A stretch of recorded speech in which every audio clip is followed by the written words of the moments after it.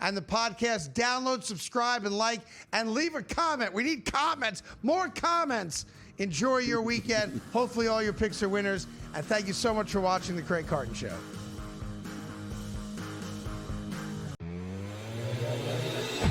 Ashton Genty has been hit behind the line of scrimmage more than any player in the National Football League. Yep. So you just gave him the ball in the end zone. Do the math. How's that going to work out? It's like what I said earlier. He got hit behind the line of scrimmage. He got tackled in the end zone. Yeah. Oh, they're terrible. But the thing is, Brady, you draft offensive linemen before you draft a star running back.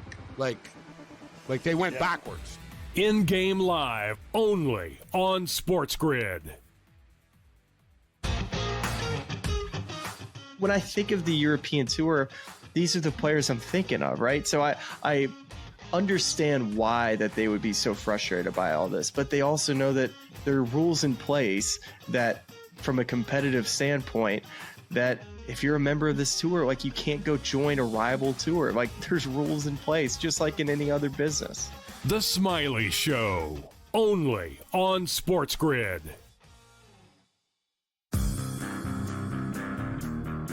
The Green Bay area and the Philadelphia area, you would get on ABC normally. Yes. But they didn't have ABC, so they couldn't get it locally. Yeah, it just, you have to ask the question, like, nobody wants to hear from Bob Iger during the Monday night game when 10 million people are blacked out from watching the game, and you not ask him about when the blackout's going to end. The Craig Carton Show, only on SportsGrid.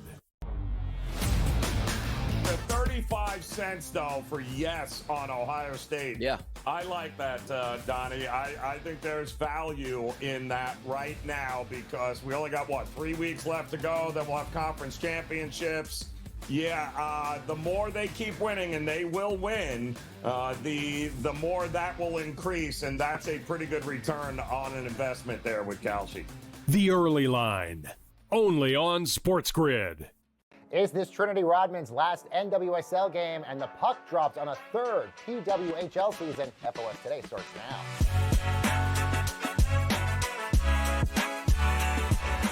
Hi, everyone, and welcome to Front Office Sports Today, your look inside the stories that are shaping the business and culture of sports.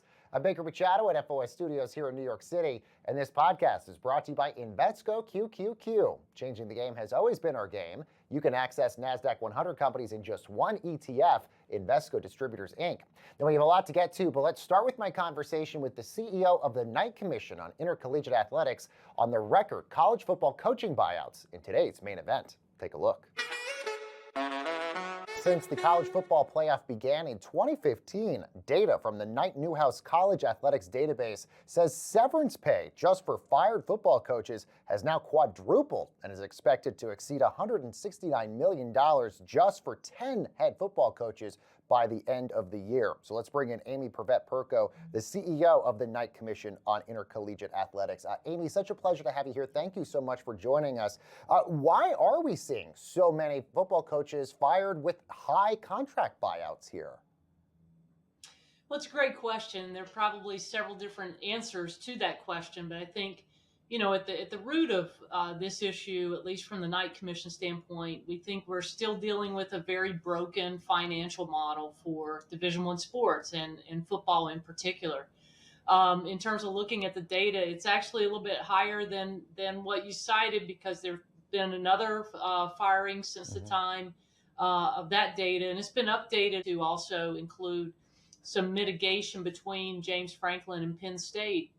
So just for this season, for 11 coaches, we're at $144 million in severance pay. And that's the highest so far. It's going to be even higher when you put the assistant coaches in. We've tracked a lot of financial data since 2012 in our database. And so since that time, the highest severance pay to that point for head and assistant football coaches was $120 million 2 seasons ago. So we're already past that mark. But I think there's a couple of reasons for it. One is, the stakes are even higher now with the college football playoff and what it's become. People forget that we're only in the 10th year of the college football playoff. But the incentives, the financial stakes are continue to grow. And frankly, there needs to be some adjustments with the contracts in terms of how those have played themselves out and the large guarantees that the coaches are getting. It's really out of sync with at least what we believe are the IRS guidelines for nonprofit for compensation of staff at nonprofit universities. So I think that's an area certainly to take a look at, and Congress could take it up as they're debating lots of different legislation moving forward about how to remake Division I college sports. Yeah, we'll get to Congress here in just a little bit, but I guess the big other question is, if these strapped athletic departments are spending so much money buying out college coaches for the football program and then having to hire and probably spend even more money on another one to replace them, does this impact other sports at the athletic departments, mainly funding for Olympic sports, women's sports, all these other things out there? Well, it potentially could, and that's the concern. Certainly the universities that have been involved in these very, very excessive severance packages are the universities that generate the most money off of media revenues. But again, the money is fungible, so it certainly could have an impact on all of the sports programs at a particular university. But it's in the big picture of all of this. We just conducted a major national survey with Elon University poll, and we surveyed presidents, Division I athletic directors, and some other campus officials in charge of athletics. And overwhelmingly, 70% of those leaders on campus basically said we need spending limits for our sports budgets. So leaders are looking for some solutions that can help them to say no to agents and to provide some parameters for the spending so that this can all be kind of reined in a financial framework that actually works. You mentioned Congress just a moment ago. Obviously, there's multiple bills, one of them being the SCORE Act, another one being called the SAFE Act, which would hopefully address a lot of these issues in collegiate athletics.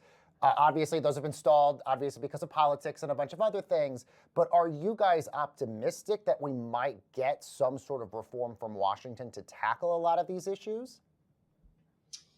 Great question. I think, time will tell. It looks like the SCORE Act probably will go to a vote of the House floor, and that could pass. There's momentum to do that. Our own view is there needs to be some changes to it. And I think where you'll see most of the debate will occur the first part of next year in the Senate. It's interesting. There is a chance for bipartisan support because all lawmakers, regardless of which side of the aisle they sit on, they all treasure college sports, and they know what an asset it is to our universities, to our communities. And so they want to help be part of a solution here. It's interesting at one of our meetings just in October, Senator Cantwell talked about the SAFE Act and the broad outlines of that proposal. But she mentioned, if we wanted to see compromise, one aspect of a portion of the provision that's in both bills that have been introduced, she said it could be passed tomorrow, and that is one that protects athletes from exploitation from agents. Right now, agents are unregulated as it relates to representing college athletes in their NIL compensation deals, and that's totally different than what happens in pro sports. And so both of the provisions currently in Congress include some new regulations for agents and a cap on agent fees of 5%. So that's an example of what would be good legislation that would help protect athletes and that makes sense within the collegiate framework. I'm curious also your thoughts on individuals, big boosters like Cody Campbell, for instance, who have become pretty infamous about talking about the issues in collegiate athletics and have even gone as so far as to proclaim that maybe the NCAA should be disbanded and another governing body should oversee all of this. I'm just curious your thoughts about that, and is that something that's even possible? Well, there are obviously a lot of ideas out there, and actually Cody Campbell appeared at the public meeting we held in October. So folks can go to our website, nightcommission.org, and see that entire discussion. I think Cody Campbell, I think it's accurate to kind of summarize that Cody Campbell believes there does need to be different governance structure in place for college sports. And I think, from the Knight Commission standpoint, we've long recommended that there be more independent directors on the Division I policymaking board, independent directors who have the view of what's in the best interest of the collective whole of college sports, not just what's in the best interest of each individual conference and institution. And frankly, some of the self-interested ways in which governance has worked is the reason, frankly, that college sports are in the place that they're in, with needing congressional intervention. We think there needs to be more representation for college athletes. So there are some ways within the current legislative proposals in Congress to actually address the governance. So, to get back to your question, I do think, some changes to governance will eventually need to be made. Whether the NCAA survives in its current composition of governance, that's a big question. But certainly we think there are ways in which, to make some changes within that structure. We've also proposed a more radical overhaul, which is to create a new governing entity just for the sport of big revenue football, which, most people still don't understand that the college football playoff operates as a separate LLC outside the NCAA. So it's a very different structure than what folks actually realize. Yeah, this is so much that's going to be happening here. Amy Prevette-Perko, the CEO of the Knight Commission of Intercollegiate Athletics. Such a pleasure to have you here. Thank you so much for coming on today.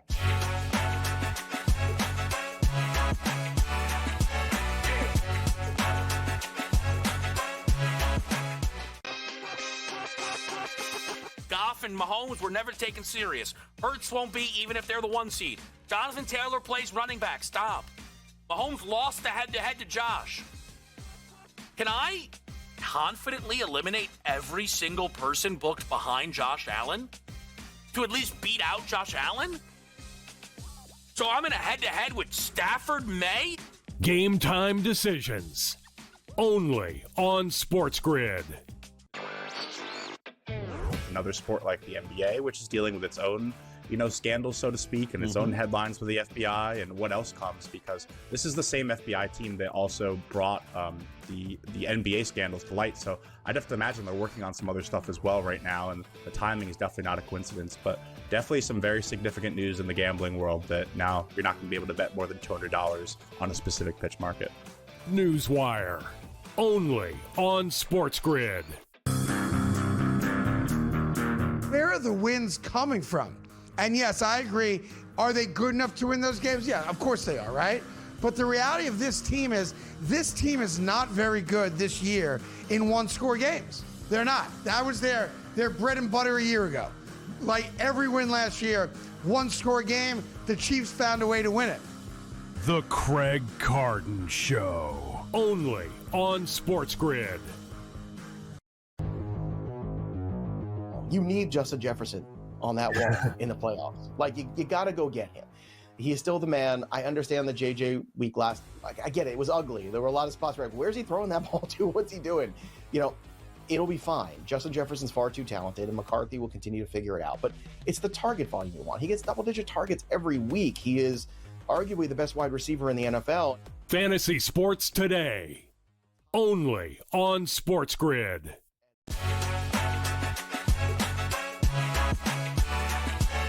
Welcome back, guys, to Front Office Sports Today. I'm Baker Machado in New York, and the puck drops on the third PWHL season with two new teams in the expansion fray joining in Seattle and Vancouver, now bringing 8 in total to this season, with the potential to expand to 12 teams by the end of the 2026-27 season. Let's bring in Jana Hefford, the Executive Vice President of Hockey Operations for the PWHL. Jana, such a pleasure to have you here. Thank you so much for joining us. Let's start with expansion. 2 new teams in Seattle and Vancouver.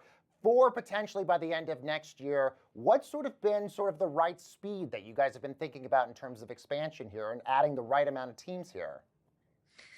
Well, thanks for having me. It's great to chat. And, I don't know if there was a game plan for this, set out in stone when this league launched, but everything we've done feel like it's been expedited. And, I think we're thrilled to be able to launch 2 new teams entering season 3 with more expansion to come. And I think it really just speaks to the success of the league, the impact it's having. There's lots of markets and cities that want to have teams. And so it's a really exciting time for our league, and the growth has been amazing. So let's talk a little bit about that for a second, because you guys have an expanded takeover tour happening, a bunch of great cities that you guys are going to be part of. Are any of those cities potentially expansion franchises? Well, every time we play a game, we have an opportunity to learn something about the market, something about the fans. And in season 2, our takeover tour visited 9 cities across North America. This year in season 3, we've expanded to 16 games. So really exciting opportunity for us to bring the PWHL to markets that maybe haven't seen it before. Fans get exposed to the league and the brand and our players. And it's been a really fun way to understand where our fan base is, where we could grow it, and where we could potentially expand to. There's been a lot of chatter, especially online, about the Charge in Ottawa. Maybe potentially they could be moved out of that city. Is there any talk about that at all, especially given the fact that they have a new stadium that has low capacity? Is that even on the table here? You know what? It's a challenging situation, and one we probably couldn't have predicted, that one of our markets would build a building that's too small for us. So we've had such success in Ottawa. We love Ottawa. We want to be there. Our fans are some of the most passionate and loyal fans in the league in Ottawa. So we want to figure this out. But at the same time, as a league, we can't go backwards. We are growing. We're on a trajectory where we're bringing more and more fans into the game every single year, and we have to continue to do that. We owe that to our fans. We owe that to our players. So, I hope there's a resolution there. We don't want to leave Ottawa, but it's made it really challenging for us as a league and for the Ottawa Charge to succeed in a small building. You guys have already added some new rules, the jailbreak goal, the no escape rule. Are there some other changes that could be coming next? And how do you sort of tinker with things to make things more exciting that we're seeing in other leagues to keep fans engaged here? Well, we're really proud of the innovation we've installed into this game, and the jailbreak, the no escape rule, the gold plan, the pick your own opponent. So we had a lot of new innovations early. This season, we're not introducing anything as significant as those. And we always want to ensure that we're doing what's right for the game and can actually make the game better. We don't want to make changes just to make changes. And, hockey is a traditional game. We don't want to change the game in a significant way that isn't going to just make it more engaging for our fans. So it's been fun with a few changes, but nothing big for this year. But I'm sure we'll continue to find ways to be creative with the game. Well, we've seen such a huge growth in so many women's sports across the country and across the world. Where do you sort of see PWHL in sort of the greater landscape of a lot of this growth that we're seeing in women's sports right now? Well, it's been amazing to see. I mean, we're fans of women's basketball, women's soccer, and all the women's leagues that are launching. And we really do truly believe that, rising tide lifts all boats. And we've been worked very closely with members of those other leagues to try to drive women's sports into an area we haven't seen before. And so it's been amazing to see the successes of other leagues. I think there's a lot we can learn. And we also think our game's different. The speed of our game, the physicality of our game, I think really offers something new to fans that maybe haven't experienced it before. So we're going to continue to work alongside other leagues to drive women's sports. And it's definitely an exciting time to be in the game. Are there other leagues maybe you're emulating in this early stage of this league, or are you kind of just forging your own path and sort of doing your own things your own way here? Well, we're a single entity league. We have one owner that owns all the teams. So that does make things a little bit different in the way we operate and how quickly we can move, how quickly we can make decisions. And so we're trying to take advantage of that. As I said, it's important to learn, I think, from other leagues and the experiences they've had, the successes and maybe the challenges. And so we'll continue to do that. But we are ready to chart our own path with this league. It is different. It's growing at such an incredible pace right now. So, focused on us, but want to learn from other leagues for sure. You mentioned the owner of the PWHL, of course, that's Mark Walter, the owner also of the Los Angeles Dodgers as well. You guys sort of run a single entity ownership model right now. Is the goal to sort of stay that way, or is the goal eventually to become a situation where there'll be a single franchise model where franchises have their own specific owners here? I think, everything's on the table right now. Mark and Kimbra Walter have made such an incredible investment to even allow this league to happen. I think there's a strong focus on right now that the base and the foundation of this league is strong. And so we will continue to do that. And we'll see what happens down the road. But right now, this structure has allowed us to move really quickly and have some really great gains and success in the early years. All right, let's talk about some great storylines that you're really looking forward to here in the third season. That, from players to drama to all of these sort of things that fans can look forward to this next season. Well, I think we start with the first game of the season with Seattle and Vancouver, two new expansion teams, and an intense rivalry already without having played a game, and so that'll be fun to watch. This is also an Olympic year, so we'll have upwards 50 plus players in our league that will be in Milan Cortina for the Olympics in February, and that's going to be an incredible opportunity for us to drive international eyeballs back to our league. And this is the first time where fans will watch players at the Olympics and know where they can go to follow them after. So I think that's an incredible story. We have the Minnesota Frost that have won the first two championships, the first two Walter Cups. And so, we'll see if somebody else can take over for that. So there's no shortage of storylines this season. Incredible athletes, some really young, talented players entering the league. So it's going to be fun to follow along. And is there sort of an importance here, because you guys are in Canada and in North America, of attracting a global audience here as well? Well, this league is about the best players in the world, and we want to make sure that, outside of North America, we are also bringing in the best players across Europe and other countries. And so, yeah, it's really important that we get eyeballs internationally. And I think it's so important to understand that this is the place for women's hockey, and regardless of where people come from, this is where the best come to play. And so there's certainly a really strong interest in driving that with fans globally, but also ensuring the best players come over and play in the PWHL. Well, we know we're excited to see the third season of the puck dropping on Friday night for the PWHL season. Jana Hefford, the Executive Vice President of Hockey Operations for the PWHL. Jana, thank you so much for joining us. Thanks for having me. Appreciate it.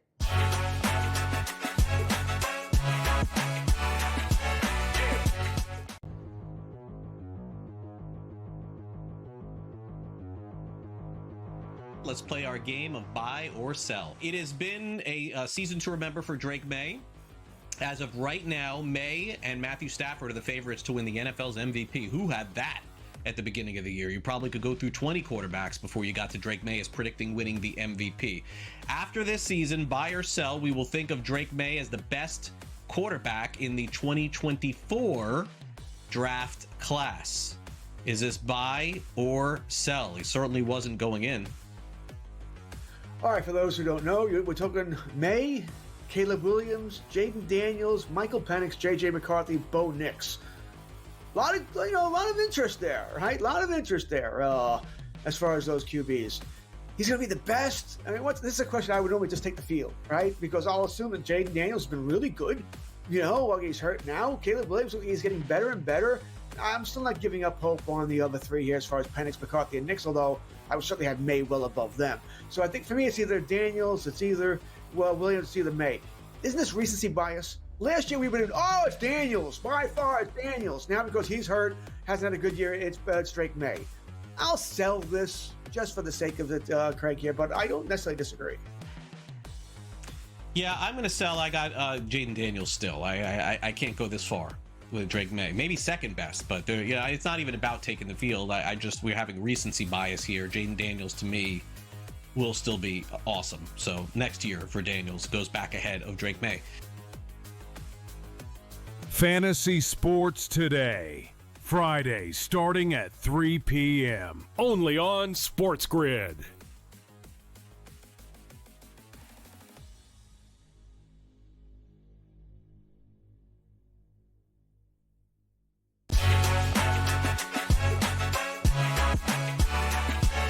Welcome back, everyone, to Front Office Sports Today. This podcast brought to you by Invesco QQQ. In football, changing the game begins with rethinking it, like rethinking how players work on their game. And with wearable tech, advanced analytics, AI, and more, that same innovative thinking that changes the game could also change your portfolio. And Invesco QQQ gives you access to the innovators who are rethinking the world, so let's rethink possibility. Well, after meeting in the epic semifinal last year, Gotham FC and the Washington Spirit will meet Saturday in San Jose for the NWSL Championship in what could be Trinity Rodman's last game with the Spirit. This as she becomes a free agent in the offseason.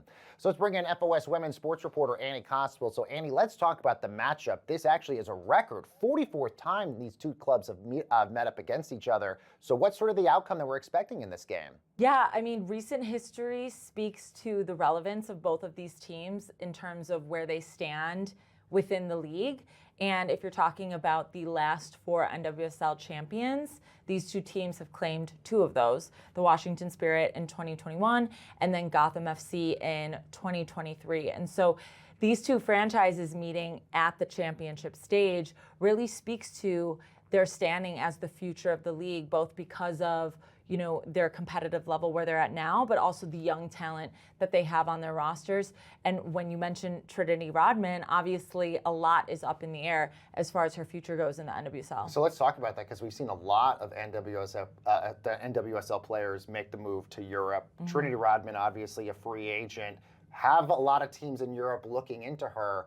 What do you think eventually happens here, and do we think Washington tries to keep her?